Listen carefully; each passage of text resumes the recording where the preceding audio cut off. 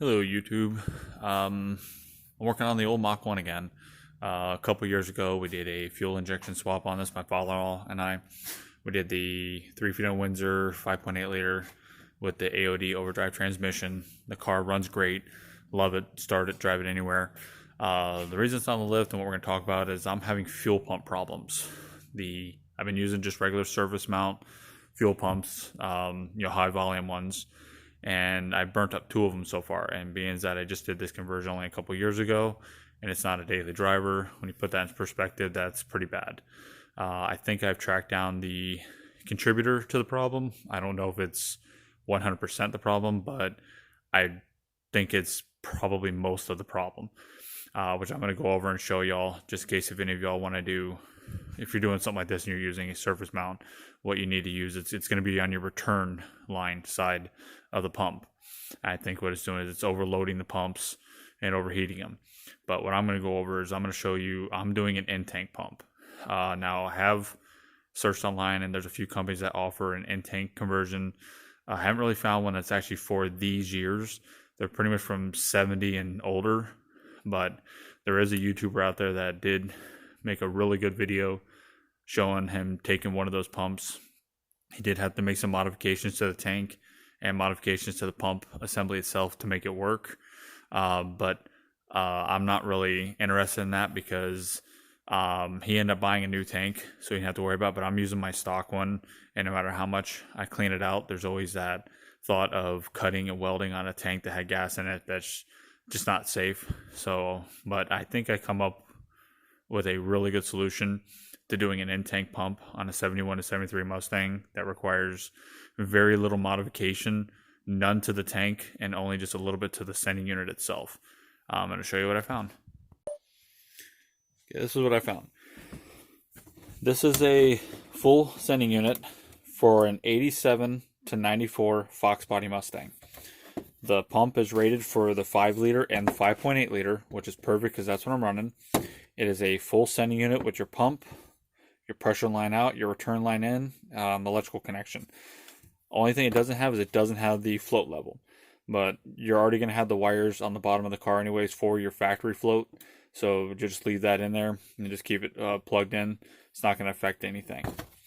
The reason why I'm saying I think I come up with the perfect solution to do this is this flange right here fits perfectly in your stock location where that little vent for the charcoal canister went in. The only modification you'd have to do to the tank would be solely as a preference if you really wanted to. And what that would only be is these have little alignment tabs on them. So you have the alignment tabs for the other piece. I cut mine off because I wanted to be able to rotate it to get it where I wanted it to be. But if you really wanted to keep those on there, the most you have to do is just take a couple tin snips, make a couple new ones. That's not a huge deal. The only 2 mods that I did to this pump was the alignment tab, and you see right here where I offset one of these screws and flattened that tab. What that did is that gave me just enough of an offset on this pump to where the bottom of that pump is about 1/4 of an inch from the bottom of the tank. Once you get the strainer on there, you're going to be pretty much right at the bottom of the tank, which is ideal because you'll be able to get almost every ounce of fuel out of your tank. Right here, this right here, I bought this particular one from O'Reilly Autos. Here's the part number and the description of it. So if you wanted to pick one of these up, they have this right on their shelf. You can buy these a couple ways. You can buy them as a full unit like this. You can buy them where it's just the hanger by itself, and you can buy the pump separately too. So I bought this whole assembly, but if I ever have to replace the pump, I don't have to replace this whole piece again. All I gotta do is I can just buy this pump and just replace the pump. You just take the clamp off, put a new pump on there, and you replace it and don't have to change the whole thing. That's the other thing that I think is really nice about this. What I'm going to go over is what I think my contributor to my surface mounts is this little guy right here. Okay, I never pulled this off the car when I first did the fuel injection swap, mainly because I was using this for my return. I think you got the size of this and you had about a 5/16 line going to it, so I assume that's obviously more than adequate. Well, what I didn't know, since I didn't pull it off, which you can see where I already drilled this one out, when the tube went all the way to the inside, that only had a 1/16 of an inch hole in it. So you think about it, you're taking a 45 psi pump and forcing it through a 1/16 of an inch opening. You're pretty much turning it into a small pressure washer, and you can imagine the strain the pump is doing trying to force that fuel through the return line. I'm pretty sure that's what was essentially burning up my pumps. I'm not saying that's 100% the problem. I might have had another issue. Maybe it's just where I had the pump located, or something. It could, there could be a few factors, but I'm pretty sure that right there was probably the highest, the biggest contributor in my opinion. So if you're going to use a surface mount pump, you're going to need to pull this off. What I did is I just took drill bits, stair stepped them, one at a time, and got it to where I ended up drilling the thing out. I got about a 1/4 of an inch hole in it. I don't think I didn't want to go much bigger than that because I was worried about breaking the casting or breaking through it, and then the piece would end up being junk, and then I had to try to buy a new one. So a 1/4 of an inch was about as big as I got in there, and that was kind of pushing it. So this right here, keep this in mind if you're going to use a surface mount pump on a fuel injection system for your return line. Alright, now I'm going to show you how well that pump fits in that tank. Okay. Why I think this is such a good idea or a good solution for this is this pump is not fixed into here, so it does flex a little bit, which is you need that so you can push this. The other thing that's nice about it is how it has the kind of like this offset. That plays also a good part in your float level, because you obviously don't want the float level to hit this or interfere with it. So in the float level, when it goes inside, there's kind of roughly in this area. So you want to make sure nothing is going to interfere with the float moving up and down. Like I said, I'm going to show you how well this goes right inside here. Just going to push on the hose a little bit. Goes right down inside. As you see, I'm sitting completely flat on my gasket. I'm not sitting on the tank, the bottom of the tank. I'm sitting just above it. The other thing that's nice about it is you can either use the original factory ring that was originally on your tank, but when I bought the pump, it came with a new O-ring and it came with a new ring. And this ring is shaped identical to the factory one, except for like this part has just a slightly different shape. That's it. But it'll still go right on. Now I'm not going to fully lock this in place because I'm still kind of in my mocking up stage. Plus I still got to put the strainer on it. But I'm just showing how well this goes into this tank without any modifications, and how well it sits in there, and how all the stuff that came with it works right on the tank. I'm going to show you the inside of the tank so you can see how far from the bottom it is. Turn the light on. Now, let's see if I can get inside it. There we go. It's not super great, but as you can see, about a 1/4 of an inch from the bottom of the tank. Once I put the strainer on there, I'm going to be pretty much right there at the bottom. So you're pretty much going to be able to capture just about every ounce of fuel that's in that tank.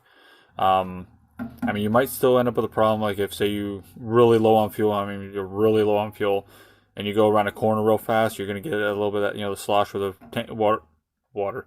The fuel is going to want to run to the one side of the tank. So you might end up starving the pump a little bit, but you're literally going to have to be on the verge of almost out of gas to create that problem.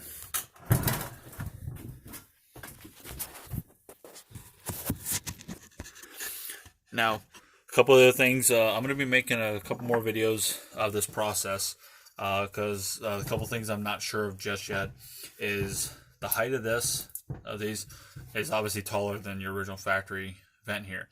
Now you do have that hump in your floor that's in the car, but when the tank is all the way in the car, you really can't see up inside there. So I don't know how much gap is really above this. I don't know if it's literally within a 1/4 of an inch. Is there an inch above it? So I don't really know if these are going to clear the floor without having to maybe shim the tank down, or maybe try to bend these a little bit. I really don't want to bend these. I'd hate to break the, where it's soldered in here. So I kind of don't want to bend these. So I'm going to see what I have to do there. If you're kind of wondering what I kind of did here, obviously now that I'm putting the pump in the tank, I'm going to get some vibrations. When you buy any kind of service mount pump, they always come with some kind of rubber insulator that helps with the vibration of the pump from transferring into the metal of the vehicle, and you don't hear the humming and the vibration. Essentially kind of doing that with this. It's just caulking, nothing special. I'm going to try to use it as an insulator, so when this is on the bottom of the car, hopefully any vibration that this is generating, I'm not really going to hear it through the car. It's all experiment right now, so I don't know if it's going to work. It might not, but I'll let you all know. The reason why I really wanted to kind of make this video is, like I said, there was a YouTuber that made one of those kits work on one of these, and what he ended up having to do is he essentially had to cut a 4-inch hole here to make that go in. And when he did that, obviously he had to put a ring on the bottom side, and he had tack welded in place. And then there's these screws that you screw down, and it holds it down like a flange. Which, like I said, not everybody has a welder, not everybody has the means of being able to do that kind of process. But he did make a really good, informative video. You have to check it out. But it's not everybody's going to have the ability to do something like that. This right here gets where all you got to do is drop your tank, make those couple little modifications, which is literally drill a hole, move the screw down, drop it in your tank, and you're done. I do got to get the connector. There's a couple different ways you can do it. eBay sells them. O'Reilly's or any auto parts store can order you one, or you can go to a junkyard and buy one. I'm gonna buy a new one, because once this is up inside the car, I can't get to it anymore, and I don't want to put an old connector on there and have problems with it and have to tear it back out of the car again just to fix the connector. So I'm just gonna get a new one and just play it safe. And obviously you're gonna have to run your hoses. Now, I'm not gonna have the factory hoses that have the little lock ring that goes on here. So when I use my regular rubber hose, when you use a regular hose, what you're going to want to get, hopefully you can see it's really good in the picture. These right here, these particular clamps are essentially specifically designed for fuel injection hoses. It wraps completely around the hose, and when you tighten it, it tightens it down really good. Those will help make it to where the pressure of the pump is not going to blow that hose off there. So since that's pretty long, I'm just going to make sure I get my hose. I'm going to see if I can get it up over the lip a little bit, but I'm going to make sure it's on there and just tighten it really, really well. That's the way I did the other ones, and it never came off. It works great. But don't use the other kind of clamps. Use those kind of clamps for anything that's fuel injection. The other thing, the reason why I think this is a really good solution is those conversion kits are upwards of about, or the ones I looked at, I'm not saying all of them because I haven't seen a lot of them, but the few that I did look at are close to $300. And then if you have to buy a new tank, now you have the cost of your tank. So it can get pretty pricey. This pump right here, you can find these on eBay, Amazon, or anything like that, anywhere from $40 all the way to about $110. I bought this one right off the shelf at O'Reilly's for $90. So for $90, and didn't have to do anything major, I essentially just converted my 71 to 73 fuel tank to an in-tank injection fuel pump. Just as easy as you just saw. It was literally a couple minutes, it went right in. So it's a really inexpensive way to make a fuel injection swap. The other thing I don't like about those kits is that I'm not very pro aftermarket stuff. The reason why is if that part ever goes bad, and say the company you bought it from either goes out of business or they stop selling that part, and now you've modified your tank, you've done all this stuff to it, and now you can't find that part or you can't find that pump, and you cannot recreate what you did. Now you have to throw your tank away and buy a whole new tank because you can't get that part no more. This right here, you'll be able to, as long as they're manufacturing, these things, you'll be able to get this part. You can get it from a junkyard, you can get it from online. You can buy these as just a hanger, you can buy them just a pump. If say the pump goes bad, you don't have to replace the whole hanger, you can just replace the pump. You can find those on eBay for $40. So it's a part that you're always going to be able to find.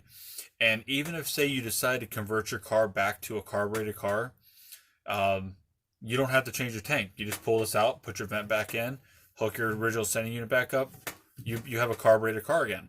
So this is really, in my opinion, the best way to go without creating problems in the future. Hopefully this video was very educational, gave you some good ideas, kind of showed you how easy it was to do this. I'm going to make a few more videos as I go to put it in the car to express any other problems I run into. Hopefully these videos will help anybody down the road that want to do this to their car. I'll try to answer any questions anybody has, but hopefully this video helps you out. Thanks for watching.